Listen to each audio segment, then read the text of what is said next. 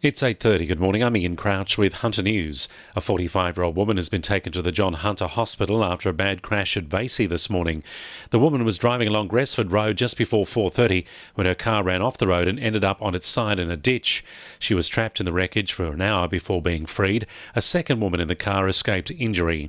It seems the Police Association's calls for funding to refurbish Newcastle police stations has gone unnoticed after an announcement from Premier Gladys Berejiklian yesterday.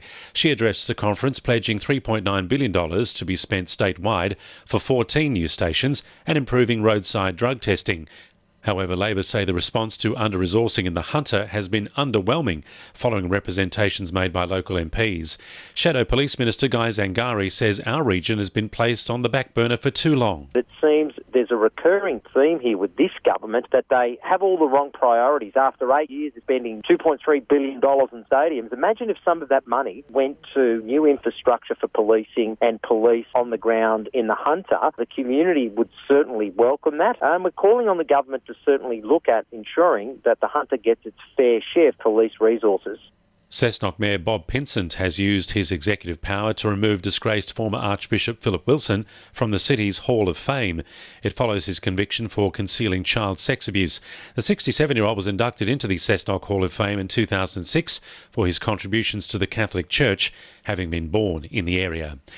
The former Mayor of Port Stephens believes residents living near the planned Williamtown sand mine should be offered compensation for the inconvenience, but the project should definitely go ahead. Bruce McKenzie has echoed the reasons cited by councillors to stay in the deal, saying it had cost around $58 million to renege on the agreement. It comes as residents are concerned about noise from truck movements and the further spread of PFAS down Cabbage Tree Road.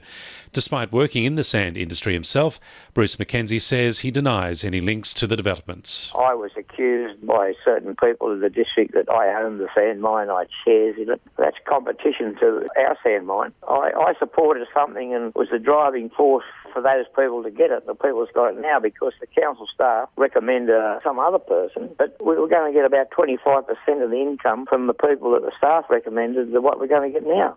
Efforts to keep Hunter and Central Coast beachgoers safe from shark attacks are proving costly to endangered marine life.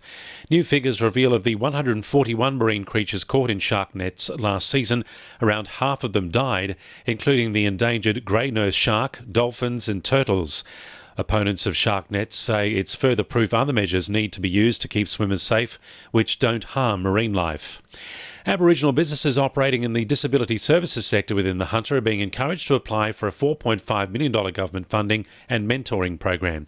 It'll support them to better deliver the NDIS and create new jobs within the sector. Parliamentary Secretary for the Hunter, Scott McDonald, says the program will deliver culturally sensitive services. Look, I think it's very, very important. We do want people who do require the services of NDIS to get culturally appropriate support.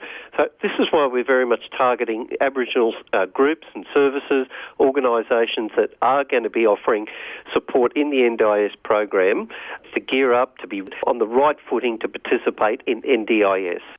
Sport for our sponsor, PRD Nationwide East Maitland. Newcastle Knights coach Nathan Brown has made a number of changes to the starting lineup ahead of their clash with Parramatta this Saturday. 20-year-old Corey Dennis has returned to the side for the injured Nathan Ross, while Jacob Lillyman has replaced Herman Sasa in the front row.